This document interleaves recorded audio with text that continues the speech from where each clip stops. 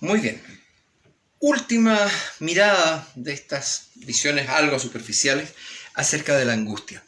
Voy a hacer un enfoque que nos permita por lo menos entender desde dónde podríamos afrontar parte del síndrome angustioso, cómo administrarlo, cómo salir de allí. No es casual todo lo que estamos haciendo.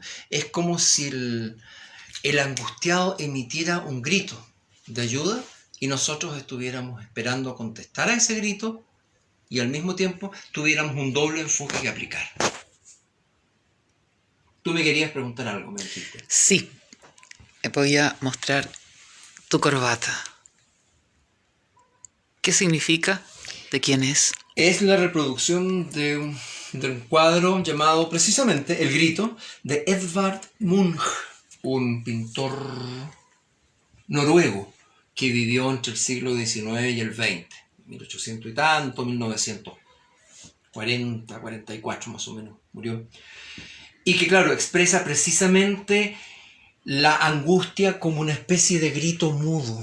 Si uno mira este cuadro y mira sus colores, no hay en ellos la tensión particular de un cuadro que pudiera ser sonoro, ¿no? Este cuadro pareciera ser un grito mudo, y eso es lo que lo hace más angustioso en ese sentido.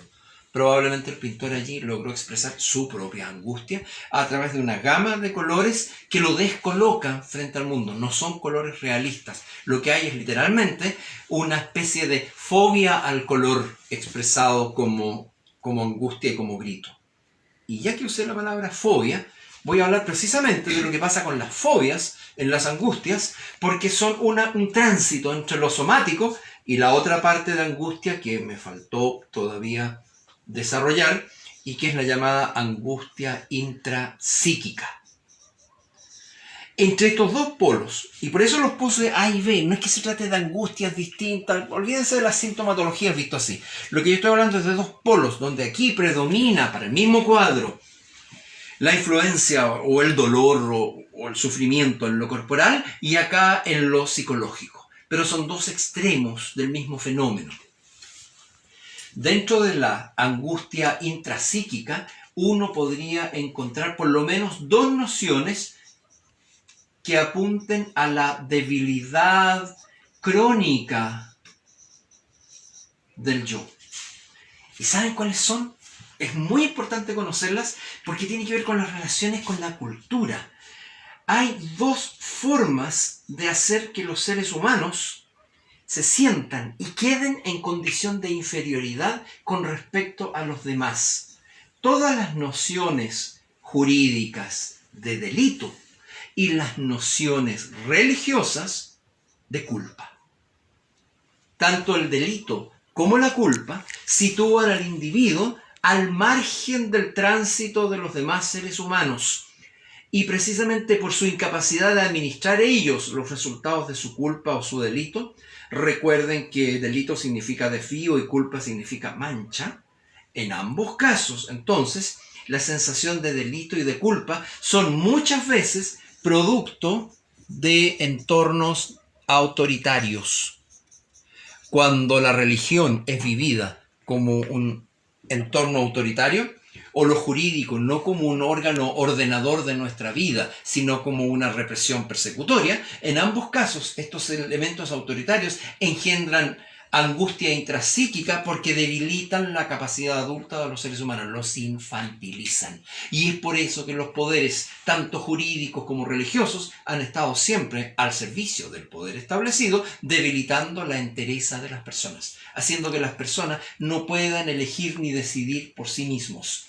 Es muy fuerte el tema de la debilidad intrapsíquica, porque esta debilidad crónica del yo, en la angustia, se transforma básicamente entonces en la peor de las opciones. Tanto la culpa como el delito apuntan exactamente a lo contrario de donde tendría que apuntar lo adulto, porque la culpa y el delito apuntan al castigo.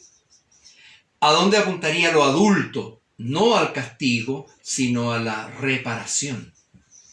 Pero no hay reparación allí donde yo no me siento capaz de reparar, porque yo no siento que sea capaz, porque soy impotente, psicológicamente impotente, frente a las circunstancias. Por lo tanto, yo también me castigo y hasta me autoflagelo. En ese sentido, una de mis maneras psicológicas de autoflagelarme es desarrollar una serie de temores crónicos que están metidos en mi manera de reaccionar, que se vuelven automáticos y que se han llamado fobias. Cuando digo y que se han llamado fobias, ya supongo que se está notando mi escepticismo al respecto. Las fobias prácticamente no existen. Si uno va al diccionario, va a encontrar del orden de las 1300 o 1400 fobias distintas. Y eso es mentira. Es decir, no es que haya fobia a cualquier cosa. Buscando algo que contarles, me anoté un par de fobias, las más ridículas que encontré, y se las voy a mostrar. Me fue imposible aprenderme la palabra por completo. O quién sabe, a lo mejor sí me la aprendí. Así, una me la aprendí. Mire, se habla de... Y esto existe, ¿ah? Araquiturofobia. No, araquibutirofobia. Araquibutirofobia. Esta es una de las fobias no solo más raras, más ridículas que encontré. Es una fobia a que la mantequilla de maní se pegue en el paladar. A mí me parece francamente imbécil llamarlo así, ¿ya? O sea, creer que eso puede hacer una entidad nosológica digna de ir a consultar es absurdo. Perdón, ¿y si defines fobia? Lo vamos a definir. Dame un segundito, antes que se me olvide. ¿Saben que existe una decimalofobia? Que es una fobia solo a los números decimales por la flauta. O sea, evidentemente esto no está hecho por gente seria. Estos son comentarios casi de revista del domingo y no pasan más allá. Y la más interesante que encontré, necesito leerla porque es muy rara, se llama la hipopotamonstrosoequipodalofobia, que es la fobia a las palabras largas. A ver, ¿por qué digo toda esta tontera? Porque efectivamente hay algunas fobias que podrían ser consideradas muy frecuentes, muy repetitivas, etc. Vale. Podríamos decir también que una fobia es entonces un temor crónico con objeto típico, es decir, que se le repite. Estoy definiendo un poco fobia para tu pregunta. Y entonces sí, uno podría hablar de una media docena de fobias, pero por ponerle un nombre. No es que quien padezca cierta fobia tenga una enfermedad. Recuerden que la palabra enfermedad la definíamos antes como falta de firmeza, no como degradación. Y podría tener algún tipo de características, sí. Entonces tú puedes tener agorafobia, sí, fobia a los espacios abiertos. Esa no es una entidad psicológica, por favor. Quítenle a la palabra fobia esta connotación clínica y se van a encontrar con que los seres humanos tenemos una serie de temores y que lógicamente algunos temores son más frecuentes que otros. Yo tengo un fuerte rechazo, que incluso incluye algunos grititos angustiados cuando aparece la causante, a las arañas. Entonces en mi caso yo tendría aracnofobia. No da para aracnofobia, ¿ya? Cuando hay una araña no me paralizo. Es más, si puedo la mato, incluso. Entonces no es una aracnofobia, aunque haya películas que lo quieran mostrar. Hay agorafobia, acrofobia, algunos hablaron de aviatofobia, fobia a volar, sí, pero le pusieron fobia a los aviones. Por eso digo, son nombres ridículos, con todo respeto. Son ridículos, porque no son nombres verdaderamente de la psicología ni de la psiquiatría. Pero hay algo más interesante en las fobias, y es que viene del griego phobos. ¿Y por qué digo que es interesante? Bueno, porque está de moda el planeta Marte, ¿no? Se están enviando expediciones a Marte, comenzando la futura expedición, y los dos satélites que tiene Marte se llaman, castellanizado el nombre, uno Phobos y el otro Deimos. Sabemos que en la mitología griega Marte era el dios de la guerra. Bueno, es el nombre latino, en griego es Ares. Pues bien, el planeta Marte tiene dos lunas, y una de las lunas se llama Phobos y la otra Deimos. Interesante, porque el dios de la guerra lleva como adláteres, como escuderos, al miedo y al terror. ¿Por qué eso significa Phobos y Deimos?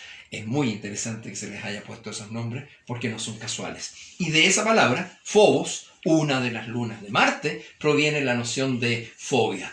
Ese temor crónico de lo que más habla es de que hay una angustia intrapsíquica.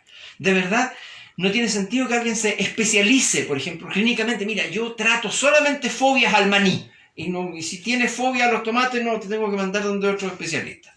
Eso es lo que quiero decir. Ese es un invento que no tiene ninguna importancia clínica. Lo que sí tiene importancia, y mucha, es que el ser humano desarrolla temores organizados. Y cuando desarrolla temores organizados, se junta lo intrapsíquico con lo somático, y aquí empieza a haber un eje. Es decir, el cuerpo produce síntomas y la psiquis los simboliza y viceversa, y ya no se sabe qué causa a qué. Y en este caso, en este diálogo enfermizo, siniestro, entre nuestra parte más oscura y nuestra parte más inmanejable, la más oscura es el fondo psíquico y la inmanejable el comportamiento somático, nosotros somos una especie de víctima al garete, a la deriva, al pairo. Es como si hubiéramos sido arrojados en medio de las dudas y los dolores, en medio de la oscuridad y de la rigidez, y sobre todo en medio de la impotencia y en medio de la inmanejabilidad de nuestros síntomas. Y eso es enormemente fuerte. Oiga, doctor, me dicen algunos de repente, ¿y entonces cómo enfrentar todo esto? No siempre es tan fácil, como suele suceder, pero hay algo interesantísimo que decir aquí en apoyo de nuestra concepción del orden social. Veamos si podemos encontrar no una mejoría, no solo un remedio, sino un antídoto contra la angustia. Y uno dice, pero ¿cómo? ¿Será posible? Sí, por supuesto. Si la angustia es parálisis del yo, lo que necesitamos hacer es mover al yo. Y no estoy haciendo juego de palabras. Mover al yo significa partamos por el cuerpo y movámoslo. Dado que la angustia paraliza y te deja inerme, y entonces no te sientes con capacidad ni de bailar, ni de actuar, ni de hacer, ni de andar, ni de salir, ni de enfrentar. Haz todo lo contrario. Muchas veces en el manejo de la angustia lo que se hace es partir por el cuerpo. Partir por el cuerpo. Como aquí hay tensión, acá relajamos. Como acá hay quietud, acá movemos. Como aquí hay falta de placer, aquí damos placer. Recomendamos placer. De hecho, el remedio para la angustia es el carnaval sostenido. No estoy hablando de que la gente salga a la calle todo el tiempo como carnaval a bailar. Yo lo voy a decir el carnaval entre comillas, si quieren. Sí, sin embargo, a Chile, por Dios, que le haría falta el carnaval. Muchos dijeron alguna vez, incluso dado lo anémica que es nuestra propia música nacional, que nos hizo falta sangre negra. Siempre se dijo. Yo sigo sosteniendo que a la raza chilena, si hay algo así, le faltó sangre negra, que tuviera más vigor. Bueno, la angustia y el carnaval se oponen. Como puse carnaval entre comillas, voy a colocar en realidad la verdadera palabra que se opone. La angustia es uno de los dos grandes estados de salirse de sí mismo. Este es salirse sufriendo. Hay uno que es salirse gozando. Por eso que lo contrario de la angustia es el éxtasis. Y el éxtasis es la obtención de cualquier experiencia humana fuera de los límites habituales, merced a una operación de goce y de satisfacción que no pierda la lucidez de conciencia. Por eso es que la droga llamada éxtasis no produce éxtasis. Lo que produce es embrutecimiento, estupefacción, olvido, pérdida de la memoria, disminución de la voluntad y daño crónico. Que le hayan puesto éxtasis a esa droga no significa que el éxtasis sea una experiencia humana que debiéramos temer. Al contrario, el éxtasis es precisamente éxtasis, salir del estado en que se está. Eso sería en griego. Este salirse del estado, este mover, este sacudir, significa baile, significa carnaval. Hay muchas formas de éxtasis, desde el éxtasis místico religioso hasta el éxtasis sexual, que está al alcance de cualquiera que no esté paralizado por la angustia. Y en ese caso, la sensación enorme del éxtasis es que debe venir acompañado de todos sus otros escuderos. Es decir, el éxtasis puede venir acompañado del juego, debe venir acompañado de risa, debe codearse con el goce, tiene que ser, por supuesto, irreverente, tiene que ser además insolente. tiene que ser además libre, tiene que ser además creativo. No es que estemos pensando cambiarle la psiquis a una persona, lo que estamos diciendo es que hay que fomentar estas actitudes. Y fíjense, por favor, creativo, libre, gozador, irreverente, juguetón, eso no es Chile. Por eso en Chile hay tanta gente angustiada. Chile es un país lóbrego, oscuro, fundado por españoles y por mapuches. Ninguno de los dos ríen mucho. Tendrán sus razones, pero desde el punto de vista de la angustia, lo que hay aquí es falta de movilidad, falta de alegría genuina de vivir. En el fondo, lo que estamos proponiendo es una lógica dionisíaca para enfrentarse a la parálisis apolínea. Y esto sí es una distinción enorme. Dionisos es el dios del goce y hasta del vino. En cambio, Apolo es el dios de la razón y del orden. Los intelectuales excesivamente racionales, en el fondo, están canalizando su propia angustia, pero no están gozando, ni están creando, ni están proponiendo. Por lo tanto, ¿qué es lo que me tocó más de alguna vez hacer en terapia para manejar la angustia? Precisamente producir éxtasis, es decir, acompañar o entrenar o influir o aconsejar o inducir a los pacientes a que rompieran límites. Yo lo llamaba, mira, te hace falta una discreta dosis de psicopatía. Por supuesto era una expresión metafórica, pero lo que estábamos diciendo es, oye, piérdele el respeto a las cosas ciudadanas, vive de otra manera, olvídate de la culpa y del castigo. Romper todo eso significaba que la mujer se atreviera a gozar, que el hombre se atreviera a sentir y expresarlo. Una cantidad de cambios incluso genéricos de orientación, aunque eso da para una clase entera en otro momento. Lo que nos importa es mostrar que de la angustia al éxtasis el tránsito es a través del goce y por lo tanto de la libertad y soltar las ataduras de culpa, represión y castigo. Pregunta. ¿Cómo hago para acompañar de la forma más saludable posible a alguien que está en una crisis de angustia o en un momento de angustia, en una situación como la que vivimos en este momento? Lo invito primero a tomar conciencia del cuerpo, porque en lo somático lo que ocurre es que los síntomas acontecen sin nuestro dominio. Tomar conciencia del cuerpo parte por relajación, parte por autoconciencia corporal, parte por experimentar diversas zonas del cuerpo, a veces hasta contemplarlo frente a un espejo y dibujarlo. A veces a una paciente o a un paciente varón les pedía un dibujo de ellos mismos frente al espejo, desnudos de cuerpo entero, pero sobre todo que después me hicieran un segundo dibujo que ya no fuera gráfico, sino que fuera verbal y se hiciera una suerte de autorretrato.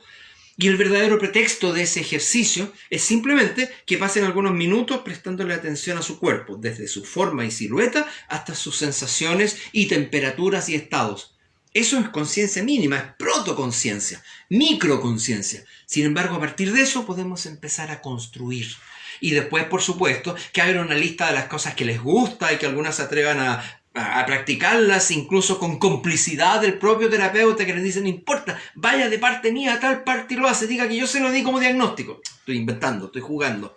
Lo que quiero decir en realidad es, oiga, transgreda, oiga, vaya más allá. Que no es lo mismo que vaya y rompa todas las reglas. Precisamente porque no tenemos capacidad de goce libre, es que cuando hacemos un estallido social terminamos destruyendo todo y ensuciando y dañando, en vez de proponiéndonos como alternativa adulta frente a las cosas. Yo apoyo el estallido social, no sus manifestaciones dañinas, porque siento que allí lo que hay no es éxtasis, sino simplemente rabia desencadenada, probablemente comprensible, pero eso también es materia de otra clase, cuando estemos hablando de sociología, seguramente.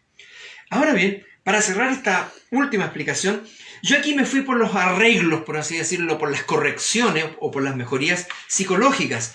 Pero recuerden que como la angustia tiene siempre un componente somático, muchos plantean que la mejor manera de administrar los síntomas de la angustia es precisamente mediante medicamentos. Y yo me considero fuertemente de acuerdo con ello. Es decir, hay una cantidad de medicamentos que lo que hacen es parar los síntomas. Ojo, no resuelven la angustia per se. Pero como el tema exacto de la angustia es que es un desencadenamiento de síntomas inmanejables, si yo paro los síntomas, dejo al sujeto con calma relativa como para poder abordar entonces otras áreas de su propia psiquis. Y entonces están los neurolépticos, están los antidepresivos, están los antiepilépticos. Incluso hay extremado rigor con respecto a los tipos de medicamentos que se pueden usar. No se los voy a explicitar aquí, pero los conocemos, porque lo que nos importa es más bien mostrar que aquí el abordaje, como en todas las cosas, debiera ser desde varios niveles. Sí es cierto que aquí en la angustia hay un desajuste químico. Ok, resolvamos el desajuste químico, pero eso no corrige su sensación de impotencia o de inferioridad o de miedo ante la historia o de fatalismo ante el destino. No hay píldora para el fatalismo ante el destino. Por lo tanto, lo que hace falta es combinar siempre la medicación con la comprensión, la píldora con el razonamiento, el medicamento con la inteligencia. Si podemos hacer todo eso, lo que va a haber es seres humanos más libres, seres humanos con más capacidad de juego, precisamente porque el tránsito desde la angustia hasta el éxtasis es siempre un tránsito de libertad. Cuanto más libertad, más posibilidades de éxtasis. Cuanto más cadenas y cuanto más sujeción al qué dirán, a la culpa, al delito, al pecado, a la fuerza del destino, más angustia, más inferioridad y más esclavitud. Al final, siempre termino yo defendiendo la libertad como forma de crecimiento humano. Fin de la clase.